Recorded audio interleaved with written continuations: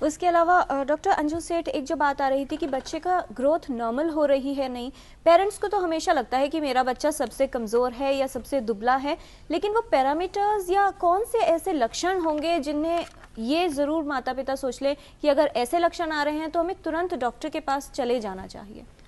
उससे पहले मैं आपको ये बताना चाहूँगी, जैसे डॉक्टर मारवा ने बताया ग्रोथ चार्ट खास करके पहले 2 सालों में मेंटेन करना बहुत ज़रूरी है कि उसमें हम बच्चे की हाइट नहीं लेते, लंबाई लेते हैं बच्चे को लेट करके, तो वो अक्सर पेरेंट्स अपने आप घर पर नहीं ले पाएंगे।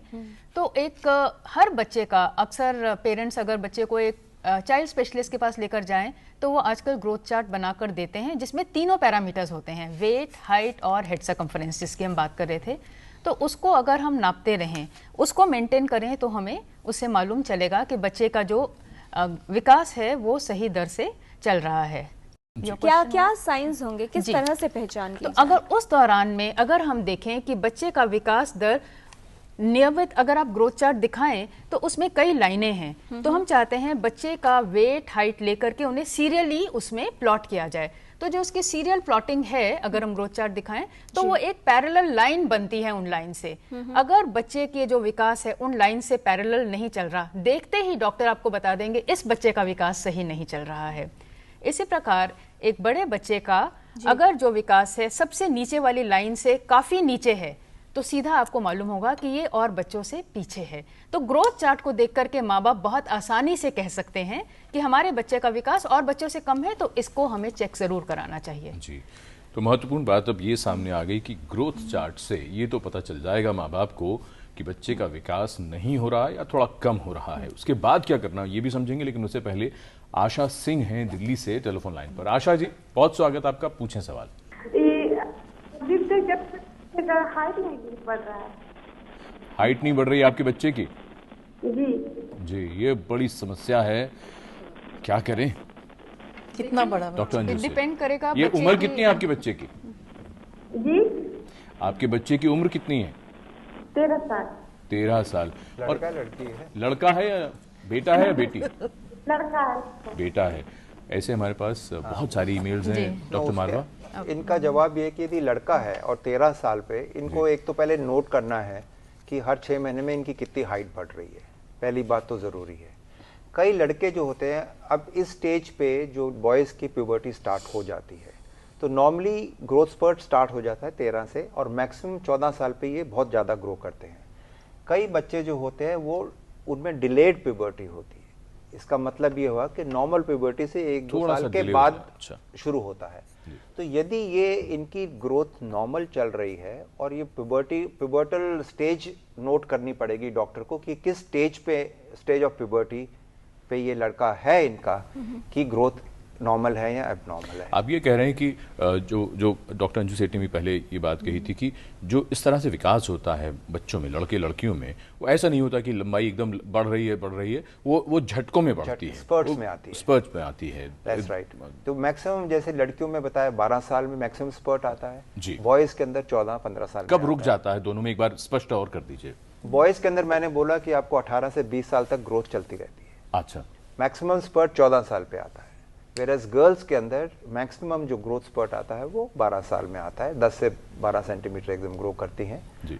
और वो प्यूबर्टी के 1 साल तक उनकी ग्रोथ रहती है। अच्छा। और उसके बाद बंद हो जाती है, यानी 14 के आसपास रुक जाएगा। हमारे पास जितने भी ईमेल्स आए हैं इससे जुड़े हुए सभी को आपने जवाब दे दिया, इसका मतलब। जी, और फिलहाल हमारे साथ फोन लाइन पर है कंचन जी दिल्ली से। कंचन जी, आपका स्वागत टोटल हेल्थ में, सवाल पूछिए। सर, मैं ये जानना चाहता हूँ कि मेरी बेटी अनामिका है जी, उनका वजन जो है वो 1.5 साल के करीब है, लेकिन उसका जो वजन है वो, उम्र जो है 1.5 साल के करीब है, लेकिन वजन जो है वो काफी कम है, वो 7-7.5 किलो ही है जी।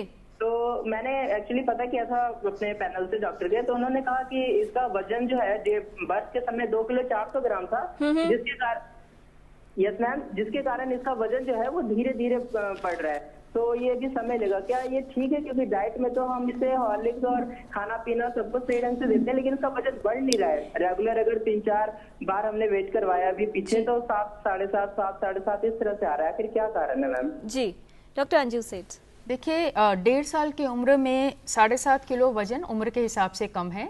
अगर आपके बच्चे का पैदाइश पे वजन 2 किलो 400 ग्राम था तो भी 7.5 किलो उम्र के हिसाब से कम है। कई वजहें हो सकती हैं। सबसे ज़रूरी तो ये होगा कि एक अगर हमारे पास बच्चे का ग्रोथ चार्ट है तो हम देखें कि जन्म से लेकर अब तक बच्चे का वजन किस प्रकार से बढ़ा है। कुछ शायद आपके पास रिकॉर्ड्स होंगे, अगर नहीं भी हैं तो भी एक बार ज़रूर डॉक्टरी जांच कराएं। डॉक्टर ये ज़रूर देखेगा कि उसमें कोई बीमारी तो नहीं है। देखिए कई बीमारियां माँ बाप को नज़र आती हैं कि हमारे बच्चे को बार बार पसली चल रही है या कुछ और दिक्कत आ रही है। कई बीमारियां माँ बाप को नज़र नहीं आती हैं, तो एक बार डॉक्टर को दिखाना ज़रूरी है कि बच्चे में कहीं पर कोई बीमारी तो नहीं है। अगर वो डॉक्टर बता दे बीमारी नहीं है तो उसके बाद में बच्चे को एक सही खुराक दे करके और हम आगे के लिए बच्चे की लगातार इस उम्र में 3-3 महीने में ग्रोथ मॉनिटरिंग करके देखेंगे तो हमें मालूम चल जाएगा बच्चे का अब विकास सही से हो रहा है या नहीं। जी, अभी थोड़ा सा समय है, रैपिड फायर से पहले ज़रा सी कुछ ज़रूरी बातें कर लेते हैं। डॉक्टर सीमापुरी, आपसे हम ये समझ लें, जैसे ही माँ बाप को जब ये पता चलता है ग्रोथ चार्ट से या डॉक्टर के द्वारा कि बच्चे का विकास अभी ज़रा थोड़ा सा कम हो रहा है या उतना नहीं हो रहा है जितना होना चाहिए, तुरंत सबसे पहले ये बात होती है कि बच्चे के खान पान में चीज़ों को बढ़ा दिया जाए और सबसे ज़्यादा जोर होता है दूध पर और घी पर। क्या कहना चाहेंगे आप? और खास कि दूध और घी जो है बच्चे को खिलाया जाए तो बाद में काम आएगा, तो क्या करना चाहिए? नहीं, देखिए दूध और घी जो है ज़रूरी है लेकिन बहुत अधिक मात्रा में नहीं।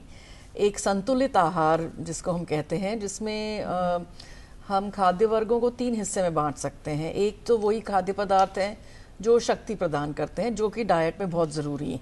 सो अनाज है, घी है, तेल है, चीनी है, कुछ उचित मात्रा में होना चाहिए। उसके अलावा शरीर के बढ़ोतरी के पदार्थ हैं जो प्रोटीन रिच होते हैं, जैसे दालें हैं, दूध है, अंडा, मीट वगैरह जो खाते हैं वो ज़रूर होना चाहिए। और कुछ पदार्थ ऐसे होते हैं जो बीमारियों से बचाते हैं, हमारे बॉडी के रेजिस्टेंस को बढ़ाते हैं, जो सब्जियों और फलों से प्राप्त होते हैं। तो इन तीनों ग्रुप्स का एक मिश्रण होना चाहिए हर समय के भोजन पे। तो ये बहुत एक आसान तरीका है याद रखने का। और एक चीज़ मैं कहना चाहूँगी कि स्पेशली स्कूल के बच्चों में ब्रेकफास्ट को इग्नोर किया जाता है। जी, सुबह सुबह बच्चे स्कूल जाते हैं, एक दूध का ग्लास पी जाते हैं and that is it. Breakfast एक बहुत ज़रूरी मील है। इनफैक्ट बच्चों को दिन में 3 बारी तो खाना खाना ही चाहिए और उसके साथ 2 या 3 बारी स्नैक्स या कुछ मध्यांतर का लघु आहार जिसको कहते हैं वो इंक्लूड करना चाहिए डाइट में। जी डॉक्टर सीमा, इसके अलावा जो स्कूल जाने वाले बच्चे हैं, खास तौर पे पेरेंट्स को लगता है कि बहुत ज़्यादा खेल कूद हो जाती है, फिजिकल एक्टिविटीज़ ज़्यादा आ जाती हैं, तो हेल्थ ड्रिंक्स, हेल्थ टॉनिक्स, बहुत सारी चीज़ें मार्केट में अवेलेबल हैं। क्या एक बच्चा अगर एक पौष्टिक भोजन ले रहा है तो क्या उसको इस तरह के टॉनिक्स की ज़रूरत पड़ेगी? नहीं, बिल्कुल नहीं। अगर भोजन से सारे उचित मात्रा में उसको पौष्टिक तत्व मिल रहे हैं तो इन ड्रिंक्स या सप्लीमेंट्स की आवश्यकता नहीं है। जी डॉक्टर मारवा, इसके अलावा कौन सी और ख़ास बातें होंगी और ज़रूरी बातें होंगी बच्चों के स्वास्थ्य के लिए? जैसे आपने पहले बताया, जो कि 3-4 चीज़ें जो इम्पोर्टेंट हैं जो हमने पहले नहीं बता पाए इस प्रोग्राम में।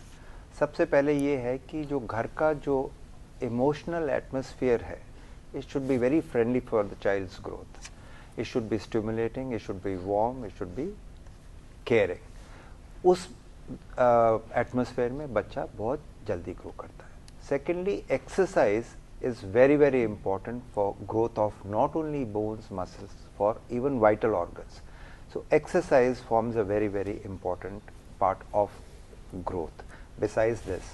And it is not only physical, but mental stimulation is important for the growth of जो मानसिक ग्रोथ के बारे में बात कर रहे हैं। if the atmosphere at home is mentally stimulating, the child's faculties grow much faster. So these are few important things which also need to be taken care of for both physical as well as mental growth.